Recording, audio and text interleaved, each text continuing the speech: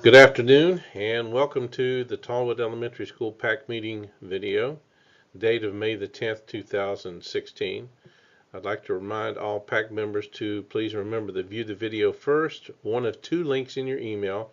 One link will be to YouTube and one link will be to Office Mix. Use whichever is more convenient for you. And then leave your grade level concerns and your responses on the Google Doc response sheet. Please do this within 48 hours so Ms. Wilkerson and I can respond to your requests and concerns. I'd like to begin talking about the May 19th, June 9th SOL testing window. This will definitely be an all hands on deck approach for our school. During that time frame, please avoid scheduling any appointments that you might need during the mornings of these testing dates. We have a very, very large number of groups for each grade level, and we need all staff to be here. We have more groups than we have staff, and it's going to be very challenging to Ms. Wilkinson to set up all these groups, have them covered by proctors and examiners. We'll need all hands on deck, so please make sure you're here each morning for that. During that testing window, first grade will be switching with PE. I'll be switching PE with 4th and 5th grade during those dates, that 4th and 5th grade test. You'll get more information from Mrs. Wilkerson on that. They'll switch PE during those testing dates. Again, a very challenging time during that time frame. We'll be as flexible as we can. Schedules will change. Time frames will change. We all have to pitch in and get through this testing session and make it successful for our students. So everyone needs to remain flexible as we get through that. So please let us know if you have any questions. Again, remain flexible during this time, and we'll work hard to get through that time frame. So moving on a little bit with the whole challenge of testing and SOL testing during this time of the year, field day this year again is going to be canceled. Due to the makeups and all those retakes that have to happen during that time frame, we're not going to plan on a field day this year. It's disappointing to all of us. Last year we were testing students on the last day of school. To me as principal, it would not be fair to have a field day even if there's one student that has to take a makeup or a retake. Not fair to that student. Scheduling a field day prior to SOL testing is risking a valuable day of instruction, so we've chosen not to do that. I know it's disappointing. It's disappointing to all of us, but right now our challenge is to have the most successful testing sessions that we can for our kids, and it just doesn't look like we're going to find a way to get field day in this year. If testing dates change, possibility of next year, we'll just have to wait and see. So talk a little bit about planning for the end of the school year, some things to keep in mind as we move into the final 5 weeks of school. June 20th is a flex day for staff.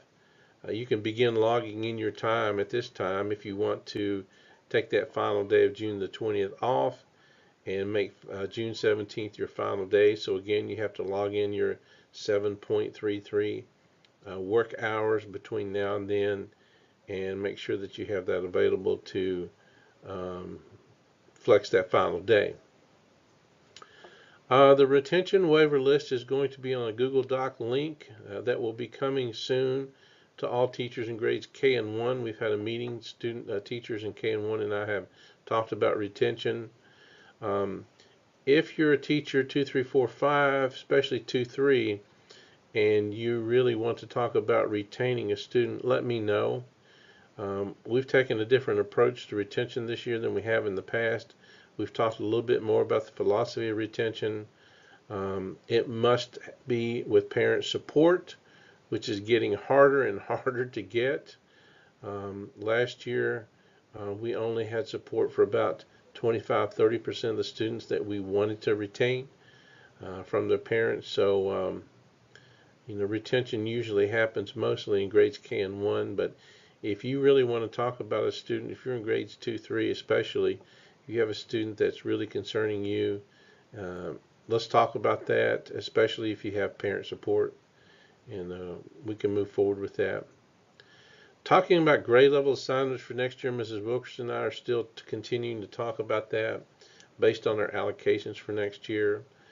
I know that people are signing up for PLP, but we haven't made any final decisions about grade level assignments. We will have people that will be moving into other grade levels based on the allocations that we have.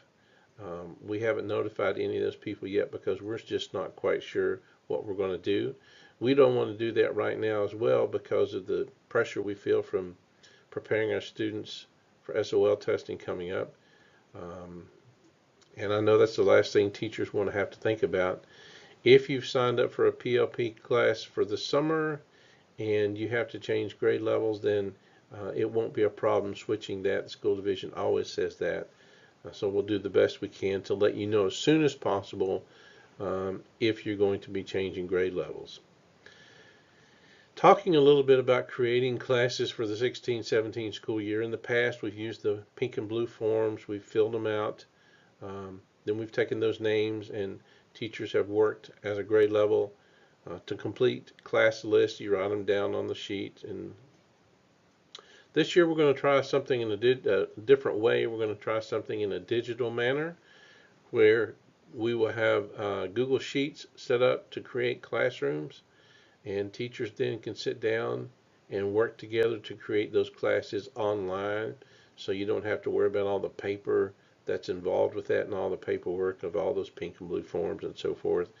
You can use your data forms that are online in your Google Drives to give you the feedback for your kids, and we'll make sure that we cover all bases and work together to make this the simplest way we can and still be able to create effective classrooms for next year. Again, let me know if you have questions about any of those. More procedures. We're going to talk about some new procedures now for sending students to the clinic and then getting feedback from the nurse. This is something we're going to start immediately. You're going to get some forms in your box today that'll take the place of the old student clinic referral forms. Forms are going to be given to you, half sheet. When you send a student to the clinic, put your name at the top, student's name, and there's a line for the reason you're sending that student to the clinic. Send the student to the clinic with the form. Once the nurse checks the student, she'll complete the bottom portion called the nurse's feedback to the teacher, where she'll tell you what she did, if the student is returning to class, why the student's returning to class. She'll tell you about all the things that she did, including contacting the parents. If the student is being sent home, then she'll complete that part. She'll say student's being sent home, and then that will be put back in your mailbox. This creates a two-way communication between the classroom and the nurse, so the classroom knows what the nurse is doing with the student, and the nurse knows why the student's being sent to the clinic. So that will start tomorrow. Here is a look at that little half-sheet referral. I know we don't do paper. At this time, though, this is the best way, the only way that I can come up with to cover all those bases to make sure everyone gets appropriate feedback. As of right now, we'll just use this. You're getting 10 pieces of this in your 10 copies in your mailbox today to begin with, and if you run out, please let us know. But as of right now, this is the best way I know to get feedback from both parties. Some things to think about as we move forward to the end of the year. This Friday is our final Pirate Day, May the 13th. I'd like for you to give me some feedback from your grade level about Pirate Day. If you want to continue it the way that we've been doing it. It's been suggested that we take up a t-shirt order this summer for those that want new pirate t-shirts. We could even do that at the end of the summer. They're about $20 a piece. I was able to buy one for every staff member initially, but at just a big expense that we can't continue doing. So we'll talk a little bit more, but please get some feedback from your grade level about Pirate Day if we want to continue the way we've been doing that. Kids love it, parents love it. I think it's a big part of what we do. I don't want to completely lose the Teach Like a Pirate thought, but we can have some discussion about how we move forward with that. June 3rd is the final day for the Learning Commons Library Services. No books will be checked out after June the 3rd. The 5th grade moving on ceremony this year will be on the final day of school, and that's at 9 a.m. on June the 17th. Then on that same day at 1 o'clock in the cafeteria, we're going to have our end of the year luncheon. I appreciate the feedback you give me on the Google Form survey. Had some great feedback from folks about what they would like. Had a lot of different kinds of feedback, from barbecue to sandwiches to pizza to Italian to Chinese, everything in the world. We'll try to give a look at those and see what the majority of the people want. I know you don't want to spend a lot of time in there, and you got a lot of work to do, so we'll make that as fun as we can for you. So as of today, there's no book for this summer. I haven't been able to find something that really does meet what we're doing.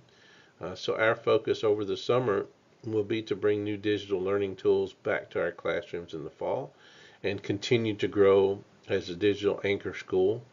I know that's a big challenge. There is the EdModoCon online conference that happens this summer.